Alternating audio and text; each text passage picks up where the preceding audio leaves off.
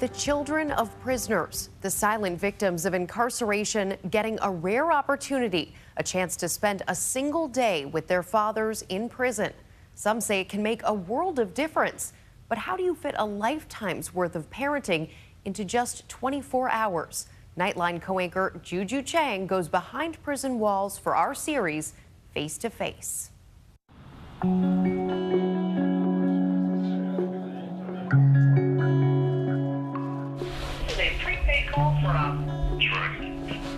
A prisoner at the Pacific Department of Corrections. Hello.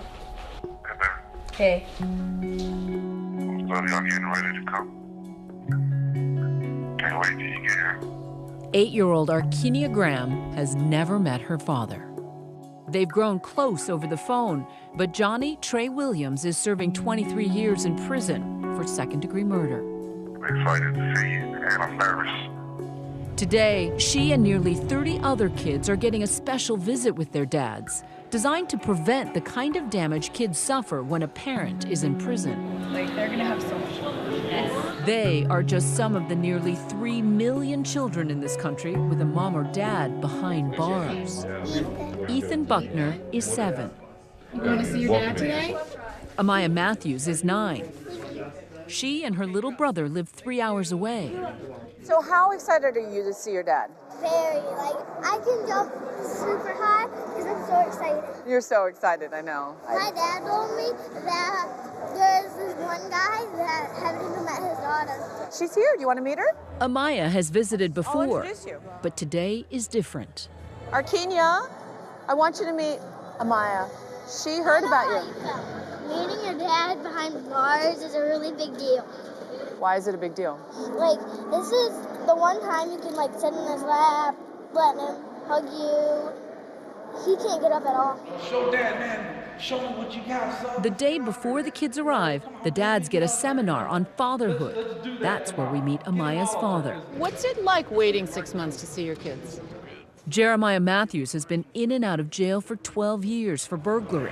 I just get scared that they're gonna forget. I know my daughter forgives me, but you know, she told me that this is your last time, Dad. She's like, I love you, but you keep breaking promises. You're getting in trouble. And she was 7 when she told me this, and I don't want to disappoint her. I've said some very mean things to him. You've said mean things to him? What kind of things have you said? Like, I'm not going to trust you no more because you promised me that you would be there for me for the rest of my life, and then you go back to jail. And so what did he say when you said that? He just was like, okay, then please gain that trust back. As soon as I get home, I'll try to make everything different and all. Do you believe him? You want to? Yeah, I want to. But it's hard to. He's lied to me. Okay, what you want to do when you look at your child in the eyes? Arkinia's dad is learning a lot about fatherhood and forgiveness as well. I'm here for you and always will be, no matter what. He split before she was born, wound up killing a man in a bar fight. And though they talk a lot on the phone, he's still anxious about meeting her face to face. What are you feeling? Anticipation. I'm trying to hold my hand, I'm shaking. As nervous as any father getting to hold his daughter for the very first time. She brought something for you, too. What's your brand for?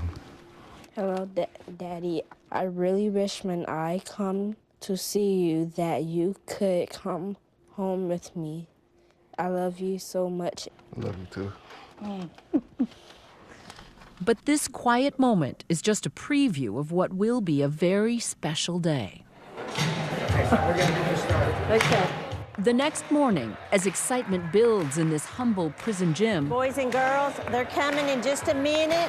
the dads are announced one by one. Ethan hasn't seen his dad in 7 months. His pent-up emotions bubbling over.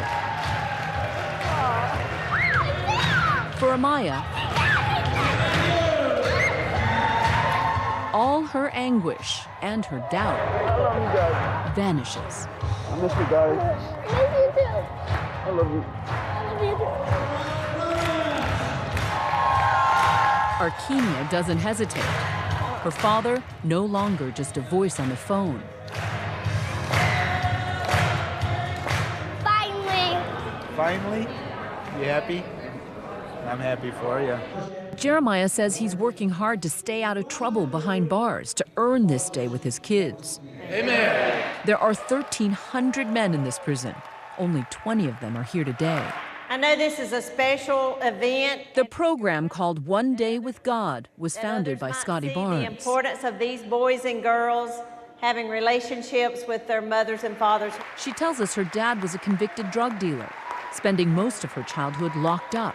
I'd never had a hug. I'd never even been told I love you by my dad. You know, a lot of people on the outside would say, well, these guys are convicted murderers and you know, felons. Why do they deserve this kind of perk? I think they forget that the children are the silent victims. The little children, by the time they're 8 and 9 years old, go out on the streets, and if their gangs are, come on over and join my family. Jeremiah says it's giving him incentive so that the next time he's released in just 11 months, it'll be the last.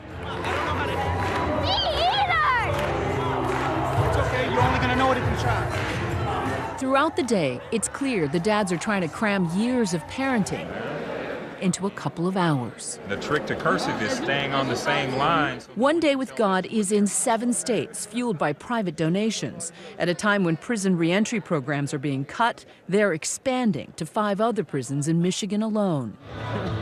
They may be walking in circles in a crowded gym, but for these fathers and sons, it's an intimate moment without the bars between them.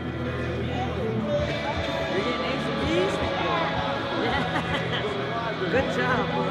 Children of offenders are 6 times more likely than their peers to end up in jail themselves. 15-year-old Derekus Green Jr. is already in danger of fulfilling that prophecy. Today, he's wearing an ankle bracelet under strict supervision for his run-ins with the law. Derekus' dad is serving a life sentence for murder. We got. Do you miss your dad? I told him, I know I'm not out there with him, but I am here for him. Always, and nobody ever take that away from us. For the girls, there's a father-daughter dance. It hurts me to know that I hurt her. I mean, she's the most important female in my life. I mean, other than my wife, she's really the most important. And I've lost so much time with her that I can never get back. And to know that they got to go back home, and I can't pour it all in one day. There's no way.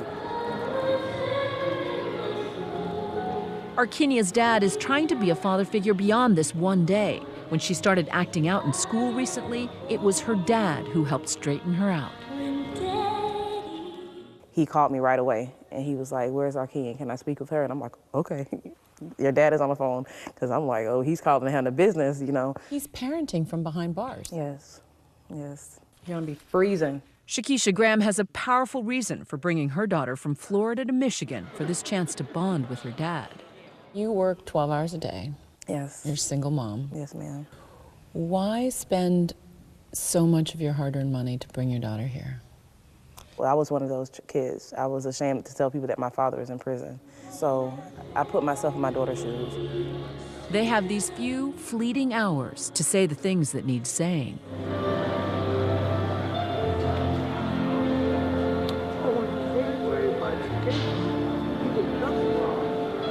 It's all my fault. It's all my fault. I'll be home soon. I'll be home soon. It means a lot to spend the day with your dad.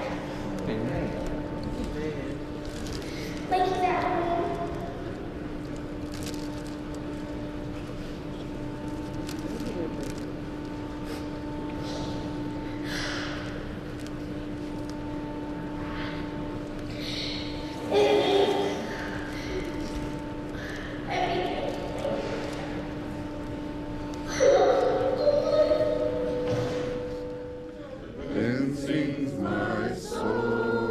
So much loaded in one day. For the dads, a pledge to strive to be better. For the kids, a precious dose of what they need most. And for the rest of us, a reminder of what it means to be a good dad. And that the feeling of being embraced by your father can last forever. For Nightline, I'm Juju Chang in Muskegon, Michigan. What a feeling. Well, One Day with God in the end surprised Arkinya's mom and us by reimbursing their airfare.